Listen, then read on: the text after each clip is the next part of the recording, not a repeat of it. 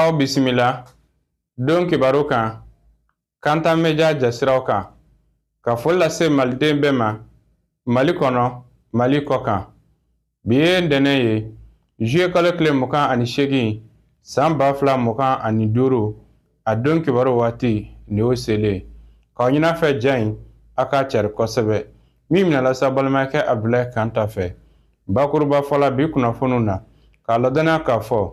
san 2025 ale bagi a kuncɛ seeraw bɛna yira aw la o kɛnɛ kan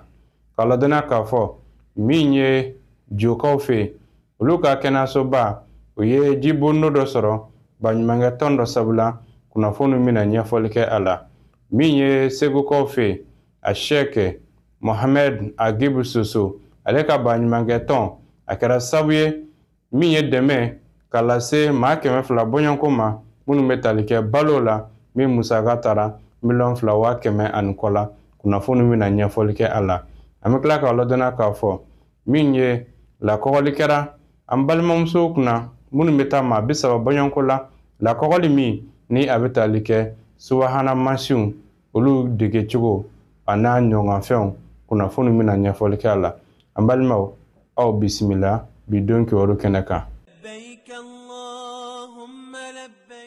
Agence Dunia Travel Service ako abi bonyamasegi foli kɛ ka ɲɛsin a ka sango hiji denw ma aw minnu ye danaya ta ka da kan aw ka hiji labɛn ni a kɛcogo ɲuman na n'an taara hɛrɛ la ka segi hɛrɛ la dumuniw ka ɲi bɛrɛbɛrɛli ka ɲi n'an mago bɛ diɲɛ fɛn fɛn na u b'a bɛɛ lajɛlen k'an ɲɛ donc an b'u fo k'u barikada directeur min tun b'a nɔfɛ n'o ye Amadu Mayiga ye a jɔra a jɔyɔrɔ la ɲɛmɔgɔya ko fɛn fɛn a jɔra a jɔyɔrɔ la ka nisɔndiya mɔgɔw la ka mɔgɔw bɛrɛbɛrɛ ka koto mɔgɔw t'a la mɔgɔw tɛ min dɔn k'a ɲɛ yira mɔgɔw la an y'o baara de sɔrɔ duniya la kumu kelen kɔnɔ a ko ka aw bɛɛ lajɛlen ladɔnniya silamɛ minnu bɛ Mali kɔnɔ ani minnu sigiyɔrɔ bɛnnen don diɲɛ jamana wɛrɛw ma k'a fɔ san wɛrɛ o hiji ni o umura o baaraw labɛnw daminɛna ka ban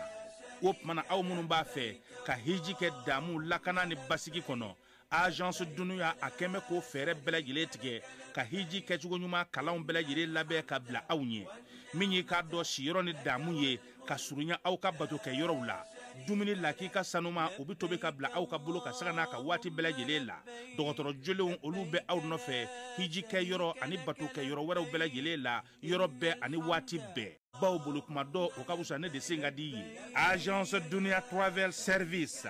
jɛɲɔgɔn kelen min bɛ aw ka hiji ni aw ka humura kɛ k'a ɲɛ ale de do o fana ni aw bɛɛ kunnafoni wɛrɛ ɲini a ye weleli kɛ 66 71 37 24 70 64 99 71 ni aw bɛɛ u ka yɔrɔ ɲini u filɛ ni hippodrome yɛrɛ la immeuble station Soma Yafula Kulukɔrɔ sira da la o fana min y'i k'a dɔn Agence Dunia Travel Service ye k'u bɛ dugawu kɛ hiji ni umura kɛcogo ɲuman a n'a musakaw ala k'a nɔgɔya silamɛ bɛɛ lajɛlen ye.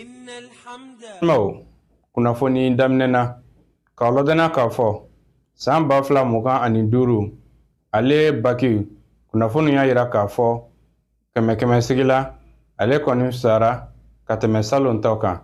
a kɛra sababu ye kalanden caman bɛ yen minnu ye nisɔndiya sɔrɔ ka sababu kɛ ɲinan bagi jaabi bɔli ye nka a kɔni kɛra cogo o cogo maa dɔ bɛ yen minnu ma sebaya sɔrɔ olu dugawu bɛ k'u ye san nataw ala ka nɔgɔya u ye kalanso min bɛ Bakɔ Jikɔrɔni ni a bɛ lycée Masa Magan ko fɔ ɲininkali kɛra yen kalandenw na minnu ye sɔrɔli kɛ o seereyaw olu filɛ nin Fatim Zoli kan jumɛn b'e da kan foyi tɛ ko bɛ cogo di a tɛ cogo la i b'a kan vraiment félicitations à toi merci beaucoup e y'a kɛ série jumɛn de la ne école jumɛn TLLMDB o ye yan yɛrɛ école kɔnɔna ye wa awɔ ok n y'a dɔn nisɔndiya jumɛn de bɛ e bolo bi ka lase 3 ans kɔfɛ bi ɲinan ye e san 3nan de bac la mais ala y'a nɔgɔya e ye bi joie jumɛn de b'e bolo ka exprimer i fa ni ba ni kanubagaw ni teriw ye ne ba ne sɛgɛnna a nɔfɛ koyi ne san 3 de kɛ mais ala y'a nɔgɔya e ye bi e bɛ mun de fɔ ala ye bi ne bɛ sujuru de bi ala ye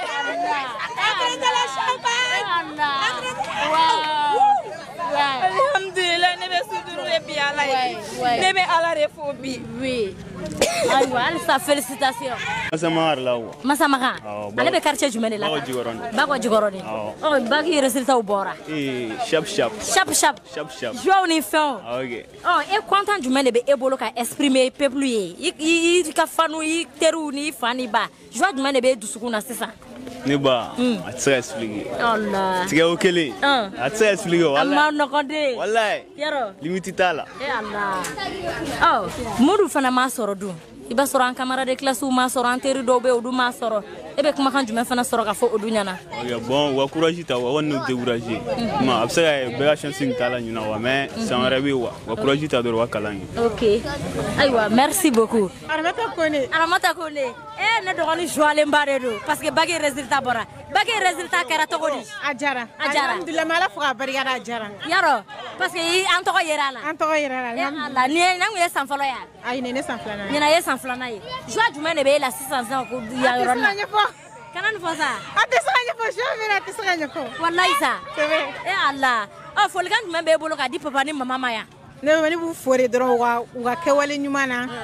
u ye ne dɛmɛ u ye ne soutenir u ye dugawu minnu kɛ ne ye ne b'u dɛmɛ o dɔrɔn ye ani mese minnu tun b'an u ye k'u ka cours di cogo ɲɛna vraiment ça a été à la merveille quoi Dieu merci ok vraiment voilà kungan kere yaro voilà kungan kere ama delga redoublé il don ya c'est follow de bagla la atama wow Allah quelle joie alante oui vraiment tu es à féliciter aw bɛ mun de fɔ papa ni mama ye i teri minnu bɛ yen n'u dun m'a sɔrɔ i bɛ mun sɔrɔ ka fɔ olu ɲɛna quelle joie ça se voit qu'elle est très contente et on partage aussi avec toi ma chérie Walay merci oui mes amis walay ne yɛrɛ kun a kun fɔra ne fɔlɔ la ko ne m'a sɔrɔ fɔlɔ ne yɛrɛ kun bɛ kasire la parce que u ye CLU de ka liste la ye wa CLU ka liste la ne tɔgɔ ma ye CLU ka liste la ne ye kule la ne kun t'a dɔn ko ye CLU ka liste ye jɔn ye CLU ka liste e kasi kun fɔlɔ kɛ ka ban ne tɛ kasire e ka ŋɔni sisilen don tiɲɛ na kasi kun fɔlɔ kɛra ka tila ka na laban joie la mais e kelen k'a ye o parce que e kasi kɛ ka ban e jigila kun tigɛra ma da la o y'u ɲininka mille et une question y'o de pose u kunna ne y'a sɔrɔ yan tɔgɔ ni ye a ye mun kɛ o yɔrɔnin vraiment félicitations merci nisɔndiyaba de don ne tɛ SSC de kɛ e tɛ SSC de kɛ ok terminal science sociale ok mais ladilikan jumɛn de fana b'i bolo ka fɔ i ɲɔgɔnna minnu n'Ala m'olu garisɛgɛ don a la ɲɛna e bɛ se ka ladilikan jumɛn f'u ɲɛna bon u kana décourager kɔ bɛɛ ka courage ta bɛɛ bɛ se k'a sɔrɔ an b'a ladɔnniya k'a fɔ Jo ale ye Bamakɔ kɛrɛfɛ dugu ye a kɛnɛyaso a ye ji bondo sɔrɔ o kɛra sababu ye kɛnɛyaso maaw jokaw ninnu kɔni nisɔndiyara kosɛbɛ ni ji in sɔrɔli ye ni ka bila Jo ale kɛnɛyaso la ka d'a kan kɛnɛyaso a mago bɛ ji la mago bɛ ji sanuman na sira min sɔrɔla ka bɔ a kɛnɛ kan ye olu filɛ nin ye. N'i ko sanuya i b'a fɔ ji ale jɔyɔrɔba bɛ an ka ɲɛnamaya la o de hukumu kɔnɔ jokaw ni epiraw kalandenw ye bolodi ɲɔgɔn ma kɛ yaasa ka ji bodo kura dayɛlɛ Jiogari kɛnɛyaso la ni o ye SESCOM ye a kun de ye yaasa jiko gɛlɛya min bɛ yen caman ka se ka bɔ a la tiɲɛna dɔgɔtɔrɔso ye yɔrɔ ye ani kɛnɛya yɔrɔ de don mɔgɔ k'i bɛna i sanuyalen de ka bɔ yan bon sanuya tɛ sɔrɔ ni ji tɛ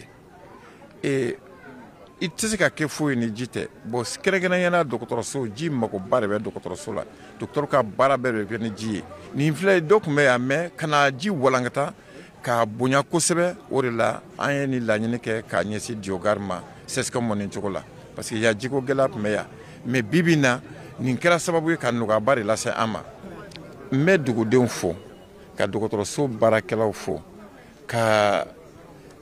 an dɛmɛbagaw n'o ye EPIROC an'u ka denmisɛnnin kalan étudiants k'olu fo kosɛbɛ. Jibondo min filɛ nin ye a musaka bɛ t'i jɔ sefa wari miliyɔn 7 la wa a jɔjan ye mɛtiri 200 ye. N'i y'a ye an nana ka na château in sigi a hakilina bɔra école den dɔw de la minnu y'a ɲini an fɛ ko n'an bɛ se k'u dɛmɛ projet dɔ b'u bolo n'o ye ka ji di mɔgɔw ma ji bɛ se ka mɔgɔ minnu nafa donc an fɛnɛ comme o fɛnɛ ye EPIROC yɛrɛ fɛnɛ ka tagasira dɔ ye ka dɛmɛ don sigida ma o hukumu kɔnɔna de la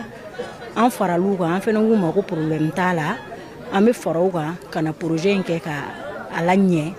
pour que mɔgɔw bɛ se ka ji sɔrɔ ka u yɛrɛ dɛmɛ cogo min na kɛrɛnkɛrɛnnenya la dɔgɔtɔrɔso la. An ka rêve de kɛra réalité ye quoi. Ma deli ka dɔn ko an bɛ se ka château in sɔrɔ parce que n bɛ yan plus de 10 ans projet caman bɛ na u bɛ munumunu u bɛ taa k'u ma ji sɔrɔ yan. Ali projet ni épilogue bɛ na waati mun ne k'u ma aw kɔni bɛ se ka essayer mais ma dal n'a sɔrɔ ji bɛ sɔrɔ dɛ parce que mɔgɔ caman tɛmɛna aw ɲɛ u ma ji sɔrɔ. Kɔfɛ u nana u ko ko ji bɛ yen effectivement il y a même pas 2 semaines u nana yira u ye ji ɲini u y'a sɔrɔ donc bi bi na château bi yan. O de la jokaw ɲagarila kosɛbɛ wa u ka laɲini ye ni ɲɔgɔnna ka se ka caya jona nɔkandugu la. Baɲumankɛtɔn min bɛ a Sheikh Mohamed Agib Soso tɔgɔ la Segu u ye dɛmɛ kɛ segukaw ye kɛrɛnkɛrɛnna maa minnu bɛ k'a fɔ ko dɛsɛ bɛ u la min ye du 200 bɔɲɔnko malo ni tulu a n'a nɔngɔnfɛnw a taara ka di olu ma min musaka bɛ taa $2,100,000 nin kɔni dira musaka la ni k'a di nin ma kɔfɔlen ninnu ma sɛrila min sɔrɔla ka bɔ segukaw fɛ olu filɛ nin. Fondation Agib Soso y'a ka laadala dɛmɛdi kɛ ka ɲɛsin dɛsɛbagatɔw ma Segu yɛrɛ marakafo la. Dɛmɛdilen kɔfɔlen ninnu bɛ tali kɛ macaroni carton ani tulu bidon caman na minnu tilala mɔgɔ 200 ni ɲɔgɔn cɛ minnu musaka bɛ taa $2,000,000 ani $150,000 la. Fondation directeur ka kuma fɔlen na Segu mɔgɔba caman tun bɛ nin kɛnɛ in kɔnɔ i n'a fɔ maire ka dankan 5nan Madame Sako Jelika Haidara ani cakɛda min ka baara ɲɛsilen don musow denw ani guwa yiriwali ma. Tɛbɛtigiw a diyara an ye dɛ an bɛ baaraji ala ka baaradaw sabati ala ka sini kɛ n'a d'an ma ala ka denw malo makɔrɔni a diyara an ye n'i y'o di nin d'an ma o ka d'o ye. U ye dɔ minnu di wulada in na an nana a diyara an ye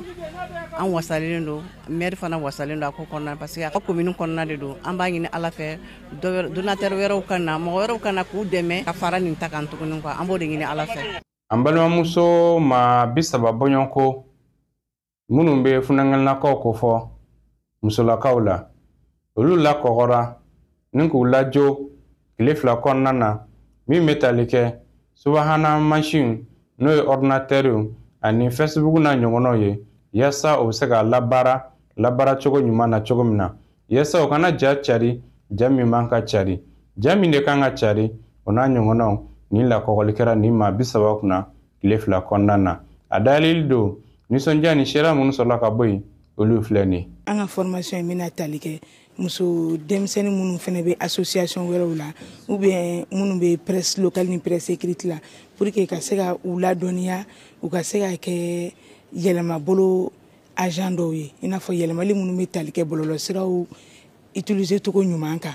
donc i ka se k'a to i kɛ bɔlɔlɔsira labaara a kɛcogo ɲuman na ka sɔrɔ i ma kɔlɔlɔ lase yɛrɛ ma i m'a lase mɔgɔ wɛrɛ ma i m'a lase sigida mɔgɔw ma donc mɔgɔ minnu bɛna ni an ka nin ladɔnniya ninnu sɔrɔ a ɲininen b'u fana fɛ u sigidaw kɔnɔ ani u fana ka cakɛdaw la u ka se ka nin kumakan minnu bɛna fɔ yan k'olu lase o mɔgɔ ma yasa u fana ka se ka bɔlɔlɔsira ninnu labaara a labaara cogo ɲuman na an ka jamana ka se ka yiriwa ka sɔrɔ bɔlɔlɔsira ma se ka hakɛ se mɔgɔ ma. An bɛ don min na i n'a fɔ bi maa caman b'a la ka kɔlɔlɔ sɔrɔ bɔlɔlɔ siraw matarafali la nka nin bɛna kɛ sababu ye ka dɔ bɔ o la an ka jamana kɔnɔ. Tiɲɛna nafaba de bɛ formation in na sabula bibi in na an bɛ wagati min na i ko sisan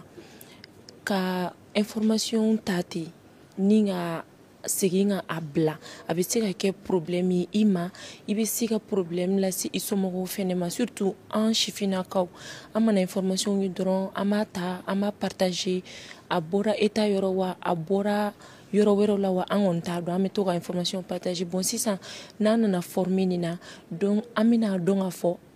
ni information ka ɲi nin kan ka bila nin man ɲi nin man ka bila.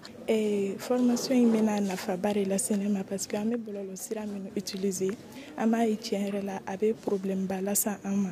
donc formation in ɲana ka ban n bɛ fɛ an ka dɔn k'a fɔ ko an bɛ se ka bɔlɔlɔ ninnu utiliser k'a sɔrɔ a ma kungo las'an ma a ma problème las'an ma surtout an ye sifinnakaw ye an jɔyɔrɔba bɛ jamana ka développement na. Tuma dɔ la maa ɲuman kɛtɔ la o bɛ taa kɛ juguman ye i bolo o bɛ i n'a fɔ kunnafoni dɔw jɛnsɛn cogo an fɛ bɔlɔlɔ sanfɛ. Kɔni an fisayara a ka fisa ma parce que a bɛ fɛn min kan aw yɛrɛ b'a dɔn. Le TIC, les réseaux sociaux, en balimaw, en denw, denmisɛnninw, u kɛlen don ka tiki kɛ fɛn dɔ ye min don a man kan ka kɛ cogoya dɔ la. O bɛna k'u former nin tile damadɔ nin na baara taabolo ou bien net ou bien clavier bɛ exploiter cogoya min na walasa tout le monde peut en tirer profit. N'o tɛ fɛn dɔw bɛ yen nɔ kunnafoni a kan ka jɛnsɛn ne kunnafoni bɛɛ de man ka jɛnsɛn. Souvent fɛn dɔw bɛ kɛ e b'a ja ta e b'a fɔ i b'a à diffuser, il va falloir transformer, qui veut mourir la connaissance, mais avec le gazier passé, il y a certaines images qui sont choquantes. Donc, moi, je avec ces cas là souvent. Autre chose, on est ma foi comment qu'on check comment une formation avec un balmam sur nous, un démon nous, quand nous la donnions table là, nous me sais que vous voulez qu'on a fourni, à temps réel, qu'à diffuser. Muso bisaba, olu de bena kalanke, wa kle flakono. On tient que le majola, nimbe dans ce cas bidon qui va là. Min labɛnna Kantan Media ɲɛmaaso fɛ k'a lase aw bɛɛ ma Mali kɔnɔ Mali kɔ kan k'aw fo k'aw waleɲuman dɔn an ka tunkarankew an bɛ dugawu k'Ala ka tunga ɲɛ malo aw bɛɛ lajɛlen ma k'aw ɲɛnafɛ diya in a k'a cari kosɛbɛ n'o de ka partager sini inshallah an bɛ ɲɔgɔn sɔrɔ don kibaru kɛnɛ kan wassalamu alaikum wa rahmatullahi wa barakatuhu.